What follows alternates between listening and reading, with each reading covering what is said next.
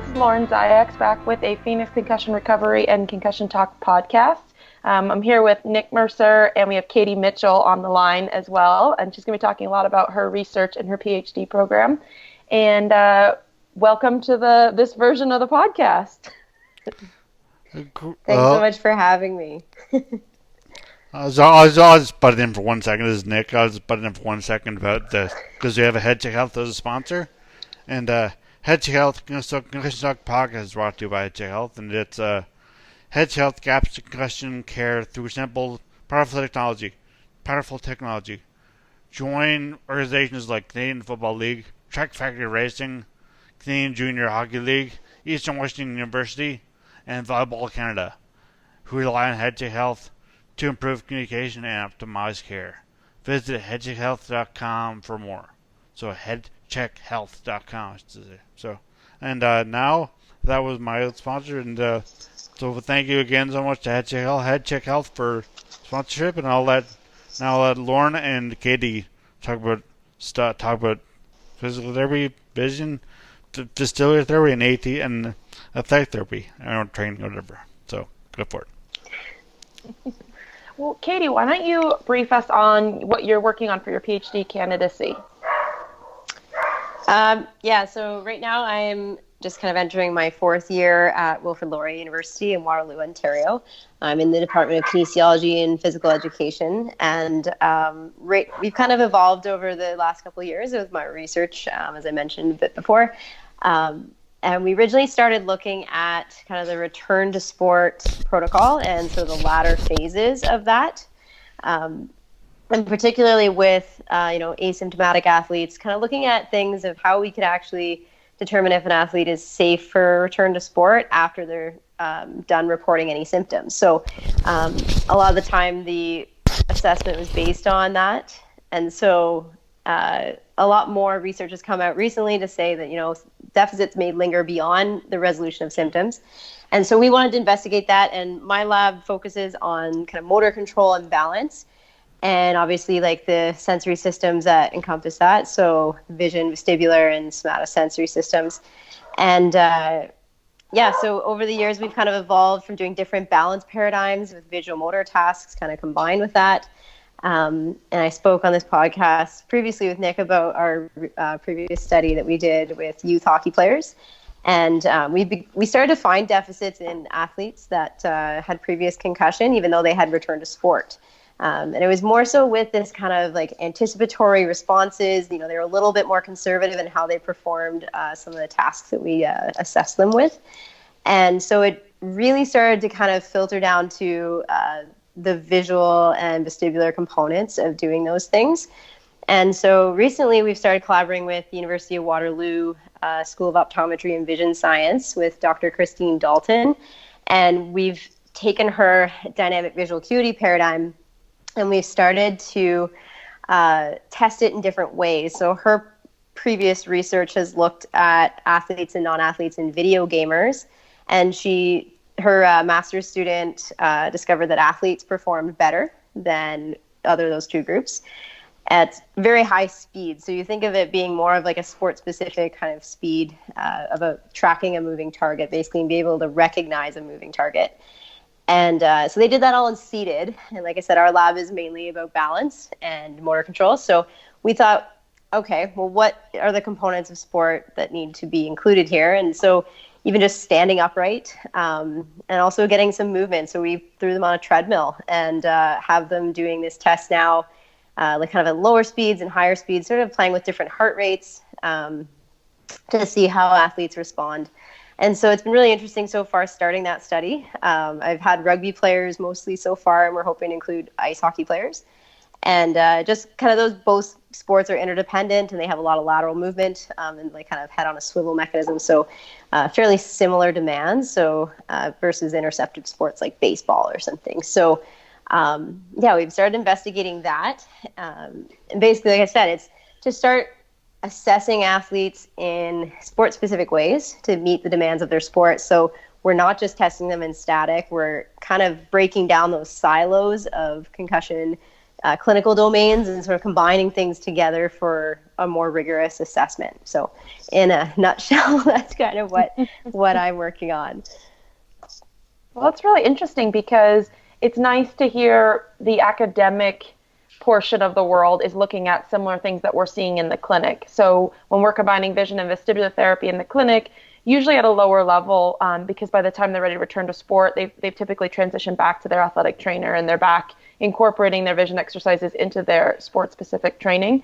But you'll see such a big difference between doing vision therapy seated in a chair, which is the traditional world of vision therapy, and then adding in balance or adding in dual tasking, adding in a vestibular component, having them move and do eye exercise at the same time. And it's fascinating right now because in the world of physical therapy, at least in the US, when we talk about vision therapy, we talk about it as a component of vestibular therapy. So they're using vision to challenge the vestibular system.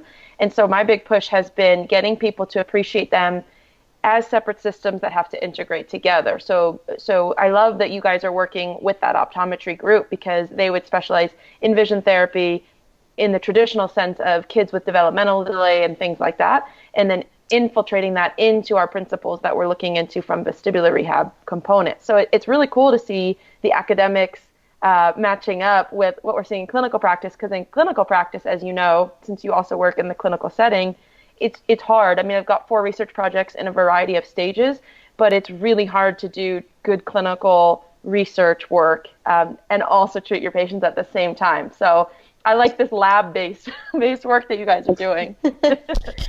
Yeah, and I think that's where I'm kind of unique as a PhD, and I'm bringing those two worlds together, and that's always been my goal of translating the knowledge of, because you do these really like basic science studies, and they maybe find something cool, or maybe the equipment that we use is well beyond the budget of a private practice that can afford to use the same things. And so I've always been an advocate for doing research that can be translated almost immediately, or even just some of the strategies that we use. Like we also use screenings before we do these tasks. So like we do break it down, like you said, into kind of the individual components before we just throw them into a more complex task. So, we do screen like static visual acuity, we screen vestibular, and we screen ocular motor, kind of everything, even like up to basically all the way through the VOMs, the vestibular ocular motor screen.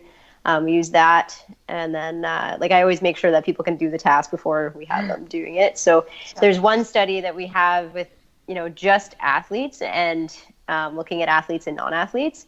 So that is actually another component of, not just assessing all those sensory systems, but looking at level of experience and if that affects how those systems operate. So maybe an athlete has, a more superior visual perceptual system. So the processing of information is actually more efficient in an athlete exposed to high-paced environments with a lot of dynamic motion versus someone who isn't. Maybe they're in an office and the level of, exposure is a lot lower. So maybe they don't have as, like I said, superior skills. So when you have an athlete versus a non-athlete or somewhere in between of that spectrum, what level should they actually be achieving before they can be cleared? So that's the other side of it. And we're also looking at age and development. So the development of those processing skills and kind of the efficiency of those neural pathways, is it different for an adolescent who's an elite athlete versus an adolescent who's not? Can training kind of enhance those visual processing skills and vestibular sort of system? Because we know that those improve throughout adolescence, but does sport kind of augment that? And so when we're returning to play from concussion, like should a kid who's playing competitive hockey be closer to an adult than, say, the regular adolescent? So that's kind of the other two factors that we're investigating as well. Yeah, because you bring up an interesting point. There's so much funding right now in the research for, this return to sport of this high-level athlete. But what about, the weekend warrior, like my 52-year-old male patient who wants to get back to skiing on the weekends? And you have to make such a different decision because they're not going to have, I live in Park City, so everybody is an elite athlete here, but the average person isn't going to have that skill set that a 18-year-old athlete would have, right? That sort of you use it, you lose it sort of mentality. And so it'd be really cool to have cutoff scores or goal numbers as you guys are developing your research, where you could talk about like, in this age group, this sport, but what about this whole other population of people, the majority of the population of humans who are going to have a head injury? Where do they fit into the spectrum? What needs do they have for driving a car? What needs do they have for going to the grocery store? What needs do they have, for playing pickup basketball with their buddies and trying not to tear their ACL on top of coming back from a concussion? So it's really interesting, like all the areas that this research can go to. And I love the idea of trying to broaden that spectrum of the age groups. And does this high school hockey player have the same needs as this professional hockey player sort of idea? Yeah, because there's been a lot of literature coming out now that there's almost like a sensory motor reserve. And so when an NHL player has a concussion and they're performing at 50%, is their 50% someone else's 90%? Mm-hmm. So could they actually pass some of the tests that we do, subjectively, or even some, more less robust objective tests? Can they just kind of go through those and look relatively normal? Because, should we be testing them more and making their heart rates up while we're actually doing these things? And clinicians are starting to do this. We just don't have literature to support anything. So I kind of want to, I've been seeing it happen. I think it's really cool, but we want to also, like you said, bring in these normative values to say, if you're doing that in clinic, how does this apply to the population you're working with? Do you know that, is an adolescent capable of doing what you're even testing them with? So you should proving need with insurance, right? So if I've got this 52-year-old skier versus a 52-year-old who's sedentary, maybe I should get 2 extra insurance paid visits because his needs for dynamic visual acuity are X compared to, you can't just give me 4 visits or you can't just give me 6 visits, because that's the reality of, when I worked in sports, I could do whatever I wanted all day and we could see people every single day and you had an unlimited amount of resources. But now that you're in the real world, it's like, okay, well, Blue Cross Blue Shield's going to give me 6 and then I have to fill out their forms to reapply for more visits, but none of their forms actually are at all reflective of the therapy that I'm even doing in the clinic, and then you end up with a peer-to-peer review. And so having the research numbers from these labs will really help us. Somebody's having fun over there. Is it Greta? Katie, are those your dogs or are those? Oh, can you hear him? Oh. Okay. Here's something. Maybe Lauren's dogs. Lauren, you both other dogs. Sorry to interrupt there, but I think you saw someone crossing the street, maybe. So he's on the terrorist watch group. Neighborhood watch. I had another question for you, Katie, because you mentioned you were talking about the equipment and how sometimes it's not that reasonable in the clinic. And so it's really, when I'm reading all of the research, at least that's coming out of the US, they talk a lot about the VR systems, right, the headsets, because they're more affordable. But when patients have a convergence insufficiency, it's not really realistic for them to use the VR. So then there's other research on those, I can't remember what they're called now, but for the vestibular habituation videos where they have the 3 screens, and so you're in that virtual surround.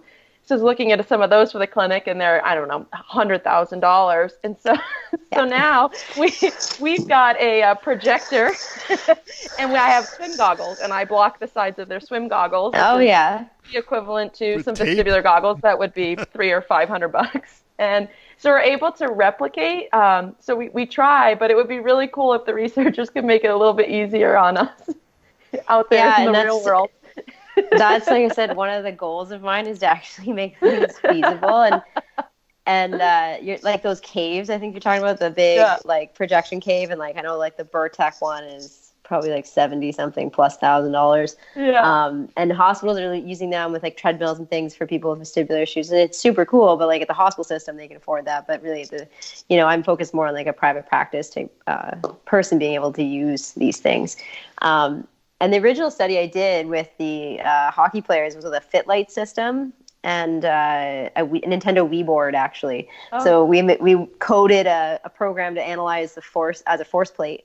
Although they stopped making Nintendo Wii boards, they don't manufacture them anymore. So that was kind of okay, well, what else? But I do know in the industry, for force plates, there are clinical force plates that are a little more reasonable. They're still a couple $1,000s, but between I think it's the B-Trax is one that I know the creator of that. And then like Burtech is a little bit more, but even those force plates are becoming more popular.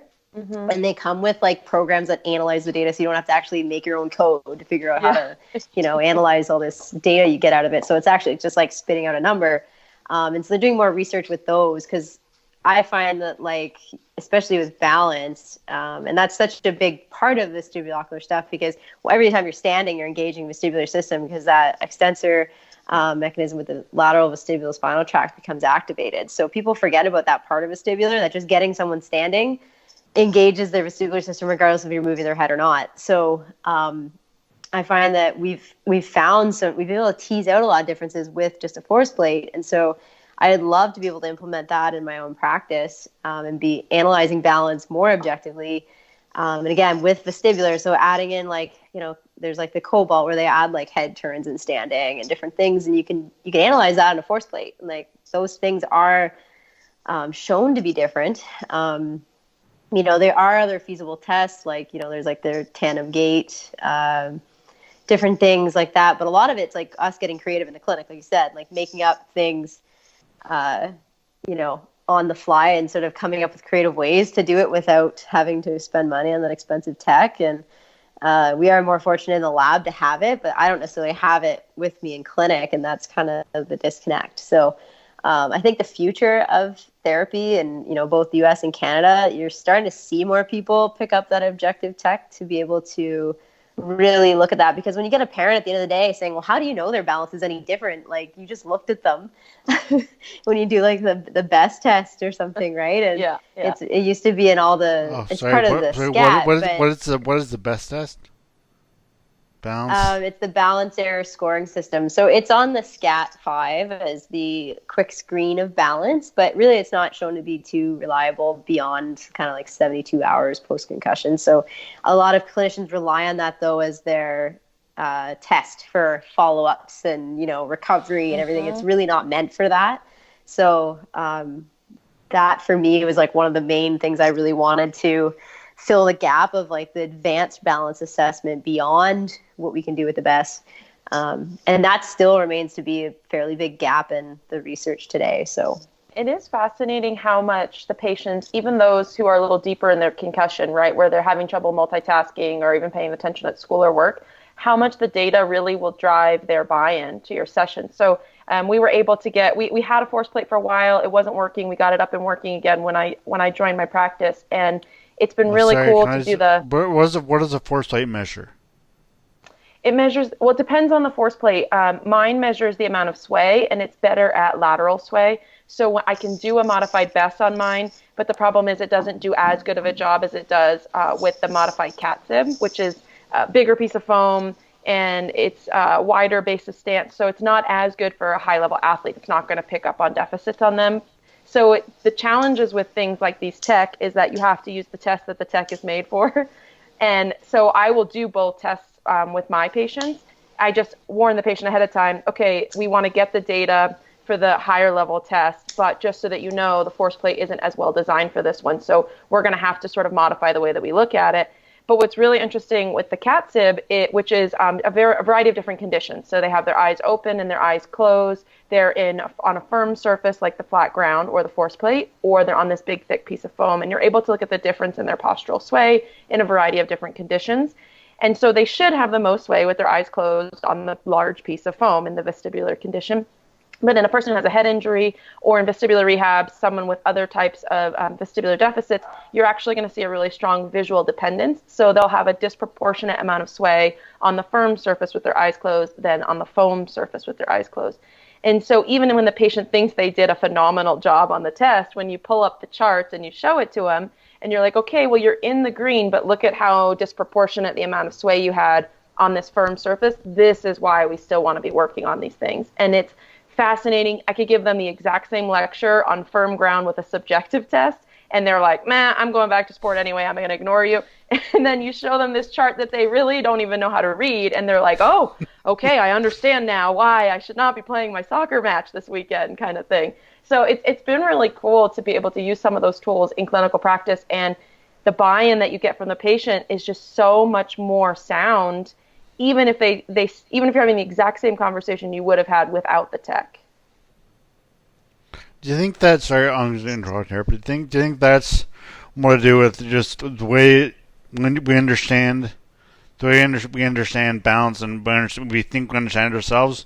We don't think anyone else can understand us the way, say, like a mechanical process, like a chart or some computer system can understand us better than we think anyone else. Like I don't think, like for example, like I wouldn't think Lauren or Katie could understand me as well as a computer could.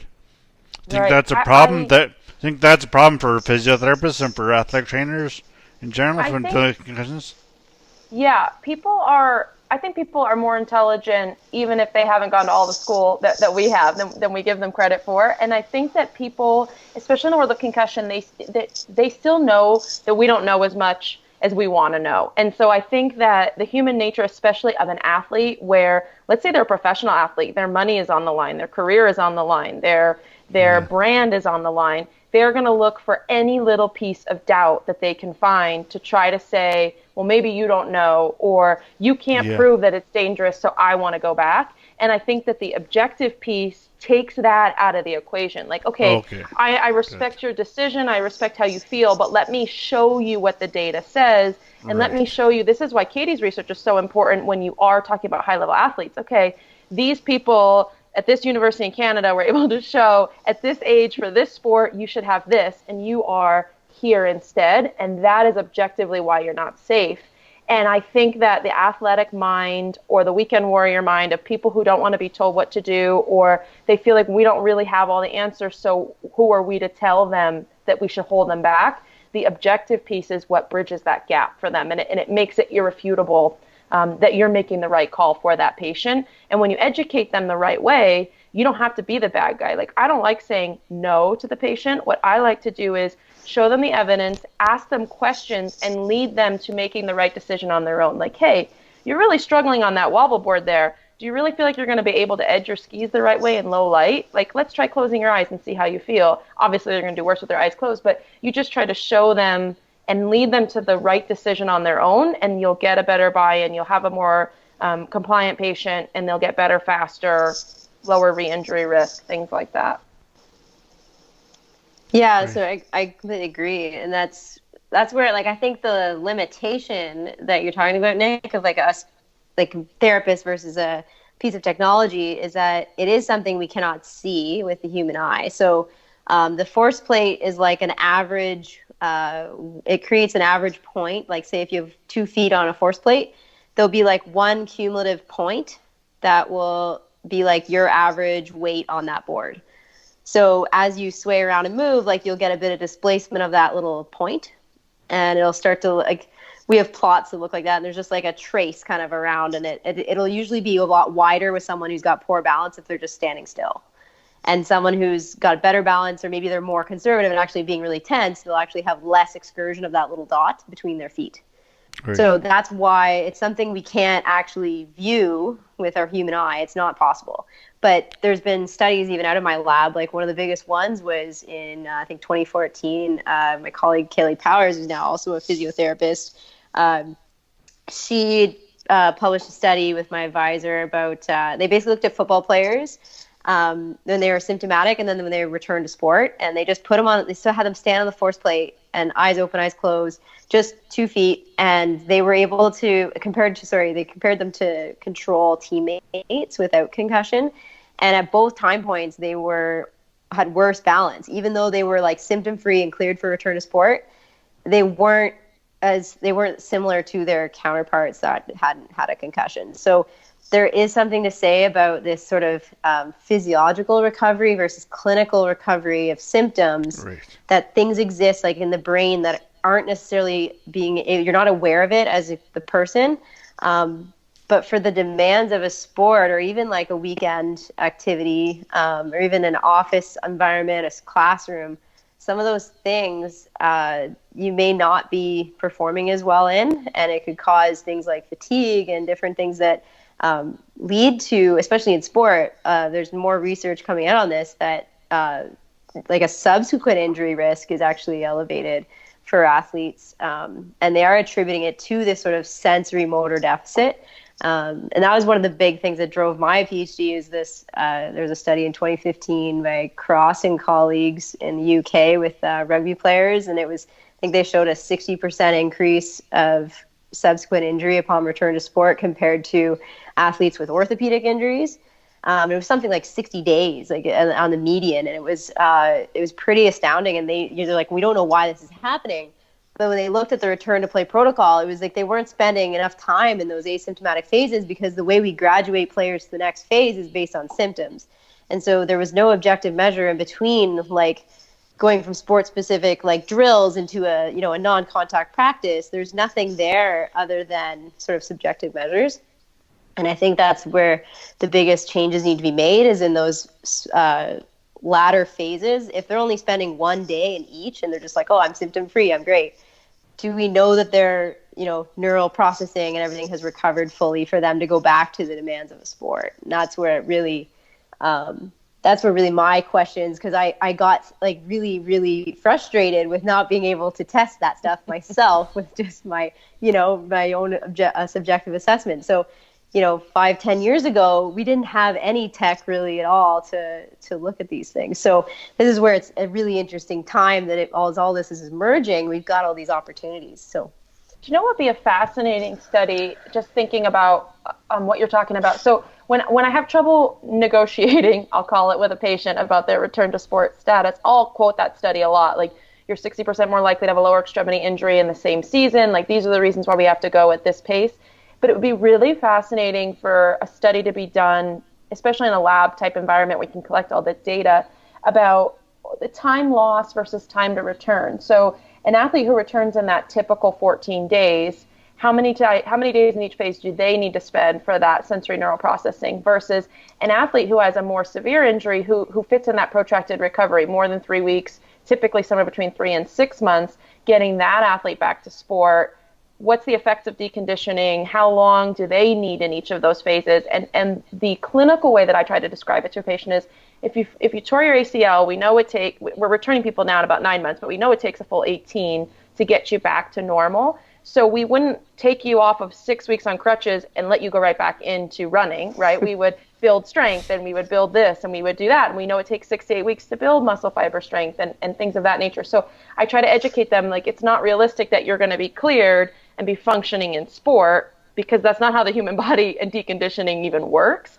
But it would be really cool to have numbers to put to that. Like, this is how long the average person who was symptomatic for a month took. This is how long the average person who's symptomatic for 3 months took in each of those stages.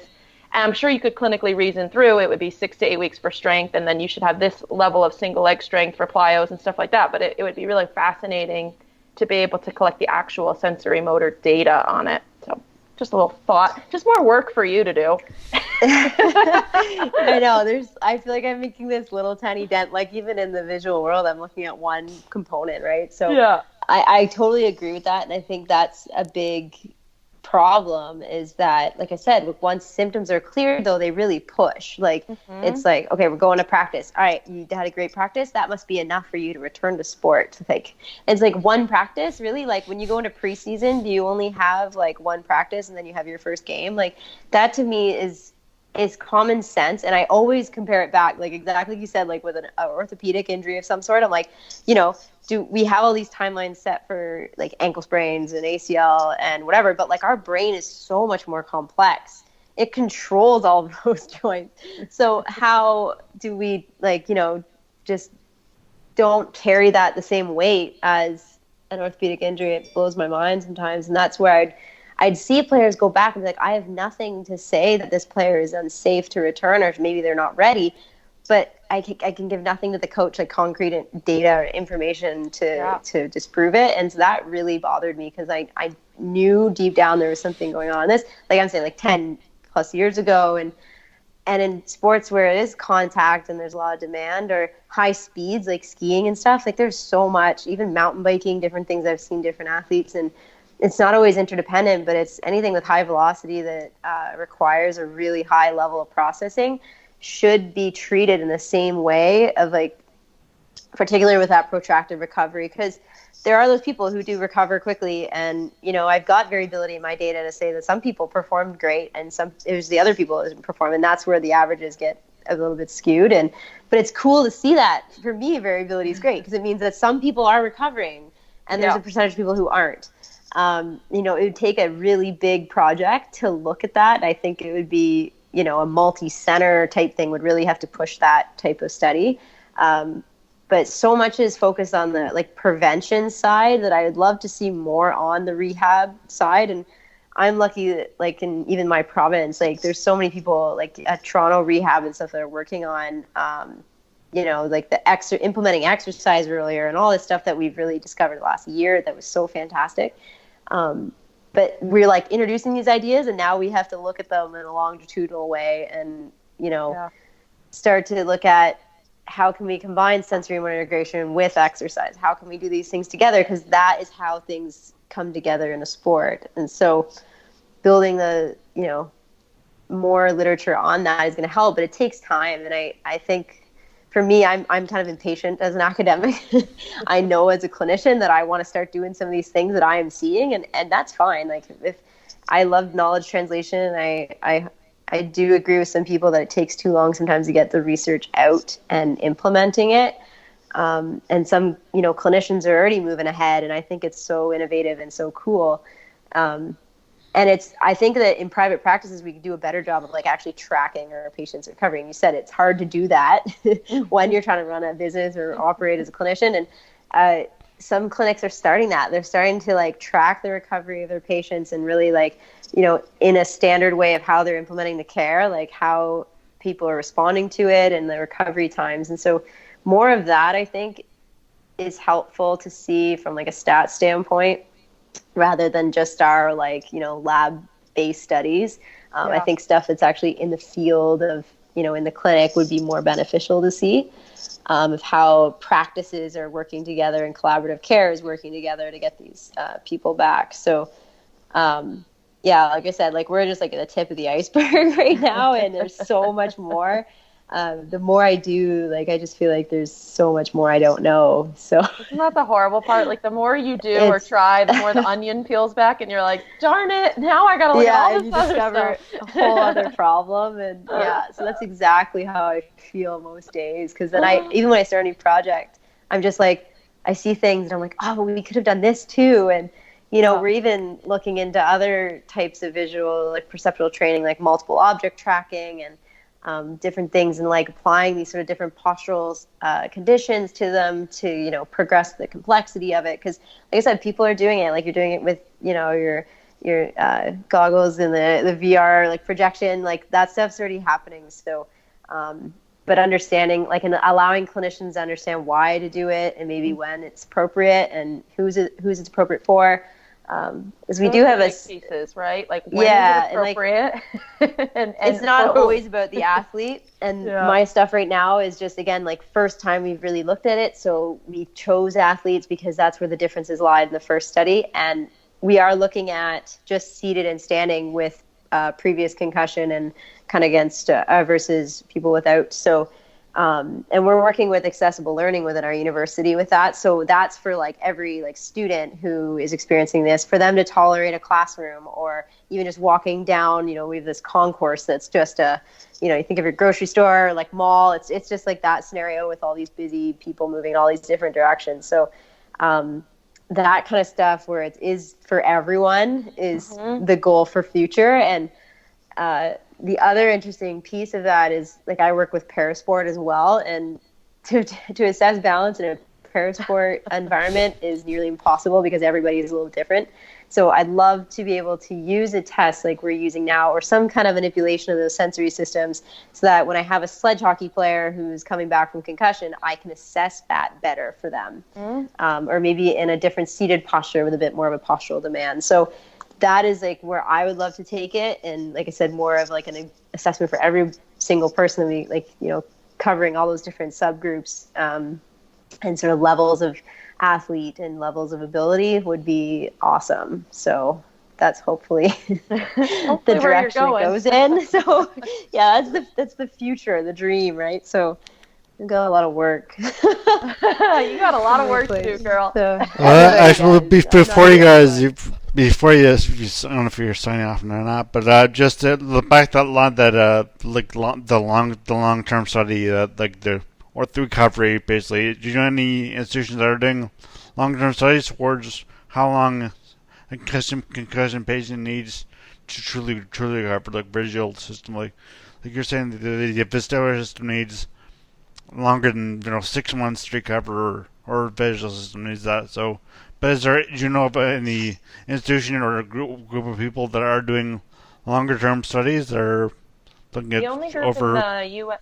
Oh, sorry, Nick. The only group in the U.S. that I know of is that there's that big NCAA DoD Department of Defense study, and they're following athletes and service members long term. Again, that's that very unique patient population that gets all of the attention. But that's the only big, massive study, and I know that study is huge. So there's going to be some really exciting information coming out of that. How long has that been going on? It's been going on for a couple I of think years, 2 years. And I think they published the first year results, and then they were going to publish at 5 years. And I apologize, I can't remember what their long-term plans are. I kind of wonder if it's going to keep adapting as they keep finding information, and if it will end when they feel like they found enough, or when they find something they don't want to find. But as of right now, I know that one of their goals was the 5-year mark. But I could be wrong on that. But that's what I believe is the case. Yeah, I think that's the CARE consortium, isn't it? Mm-hmm, That's what they're called. Yeah. Mm-hmm. So I've met some people on that project. That's a multi-center, big, huge thing. Huge.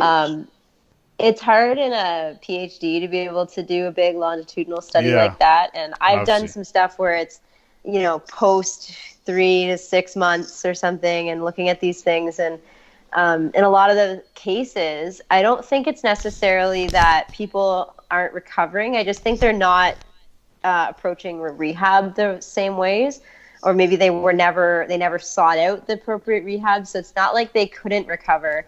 So I wouldn't say that my results are necessarily like really true to if they had been through a really rigorous recovery program. Like some of these athletes are just like they finished the requirements whatever with their sports team, or their maybe their physician, and they followed that return to sport protocol, and that was it. Maybe they never had vestibular ocular stuff assessed, and that's where I think the problem is it has to be a really standardized treatment program that these people are on if it was to be a longitudinal study, to see that when they are actually those interventions are happening. Because I think the couple of the players that I've had, or say even they're in the club system where there's not really even a consistent therapist with their team, and they may not even have sought out care at all for their concussion. They just felt better and they went back. So a lot of that mindset of once my symptoms are gone, I'm good. But when you really get testing them, they're like, oh, wow, that actually made me a little bit dizzy. And it's like, yeah, that was only 110 beats per minute on your VOR test. And that's just head rotations. So Nick, if you were to rotate your head back and forth, I get dizzy. Say 110, you'd get a little bit dizzy. I would though, just because I had double vision, so I know you probably shouldn't be playing hockey, Nick. No, remember, I don't. So but in a person who does, when they do get dizzy, you can really say you know what, that stirred you up. And how are you playing your sport? Because running actually creates a bit of a bobbing of the head at a frequency of about 120 beats per minute. So that kind of wakes them up a little bit. And then so I think it has to be a super standardized, they're getting the same treatments, they're getting everything assessed to make sure all those clinical domains are being addressed throughout the recovery.